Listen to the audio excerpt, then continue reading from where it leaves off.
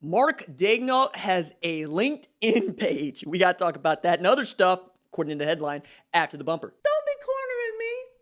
Hold up. Time. You gotta help me with that corner shit.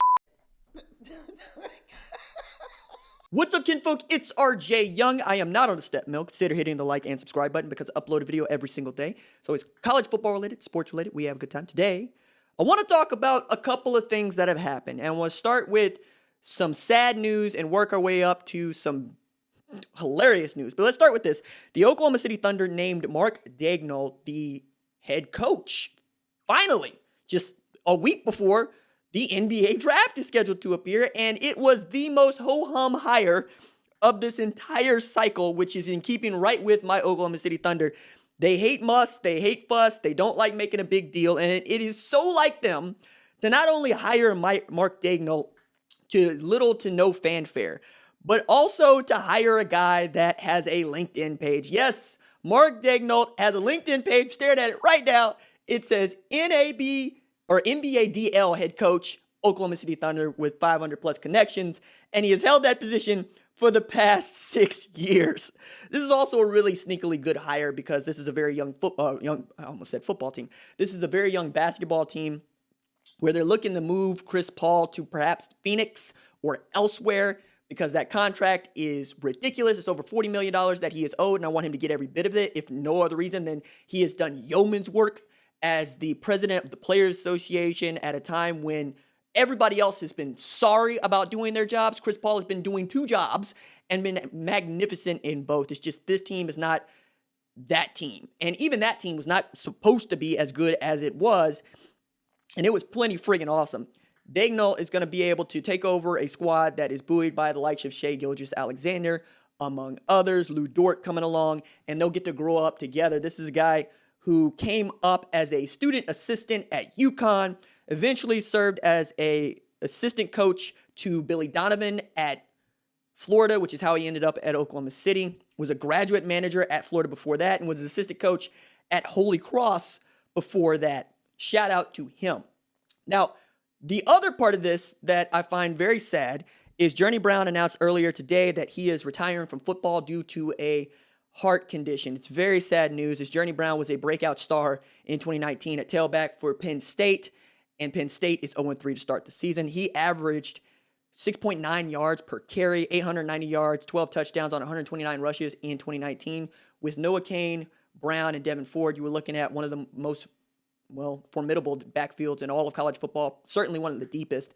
And this is just further insult to injury for James Franklin and Penn State, as I'm sure that they're all trying to rally around the kid who is not going to be able to play football any longer. And it sucks because he's really, really good at it.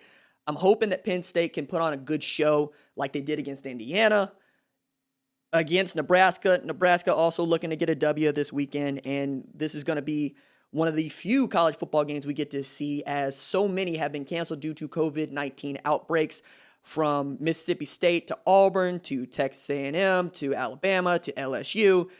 I mean, the list goes on. We're hoping that Florida and Arkansas stays on the books, and we're hoping that there aren't any more cancellations across the country. I made an upload earlier today about Ohio State and Maryland being called off because Maryland caught 8 positive COVID tests after catching just 10 in the previous 6 weeks. And finally, the most hilarious news of the day, Shams has reported that Russell Westbrook wants out of Houston. And as an Oklahoma City Thunder fan who watched him walk out on us and take the Supermax with him, I say, this is what you get, Houston, for where you were going. You get rid of Mike D'Antonio, you get rid of Daryl Morey, you bring in Steven Silas, and you promote Raphael Stone, all while you're looking at James Harden, who is owed $131.5 million over 3 seasons.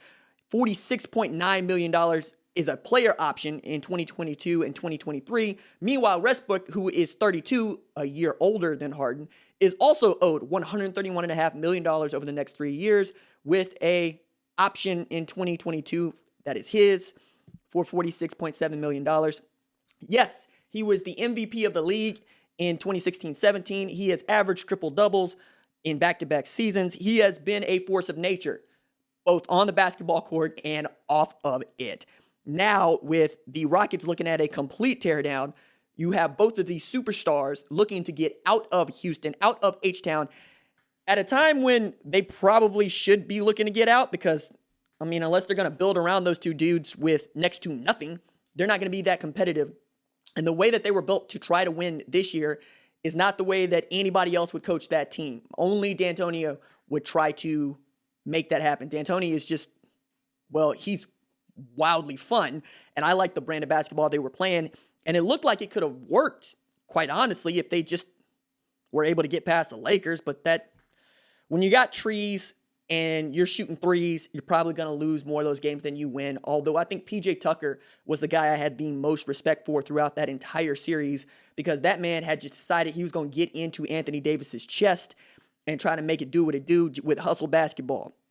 James Harden, on the other hand, needs the ball. Russell Westbrook needs the ball. Both of those guys make it really difficult for you to be a competitive basketball team if you aren't going to have guys that can knock down threes, and if you don't have guys that can do without having the rock in their hand for large swaths of time. Like, we're looking at how much those guys dominate the basketball, and it's amazing to me that other dudes actually get looks, and yet they are two of the most talented basketball players to walk the face of the earth. Like, if we're making a top 25 list, both of those guys are on it. James Harden's game gets on some people's nerves, but quite honestly, he's changed the way the game is played and officiated because he's so good with a step back, because he's so good at drawing fouls. Russell Westbrook has shown you what can happen if you really do believe that you are the most powerful Vegeta-like being on a basketball court, because that's who he is. He is a guy that is Super Saiyan all the time. Now, one out of Houston and getting out of Houston are two very, very, very different things, right? Because, like, when you look around, where is there for him to go? That's my first question. Who would want to pick up either one of those contracts, and who would want to make room on their basketball team for either one of those guys to play basketball the way that they're playing it right now? Like, the idea of James Harden going back to a sixth man is really interesting to me, but it ain't something he's going to do. He just ain't going to do that. He never wanted to do that. He believes he's the best player on any court. And that way, I think he's going to go out not unlike Carmelo Anthony, right? It's just going to be diminished. You're going to get bounced around, and you're going to be a comeback story at some point. For Russell Westbrook, there's more utility for him because he does so many different things for you, and because when he wants to be, he's a lockdown defender, but you're also talking about changing the attitude of a player who does not look to want to have his attitude changed. So we'll keep up on that. I'll talk to y'all tomorrow. Deuces.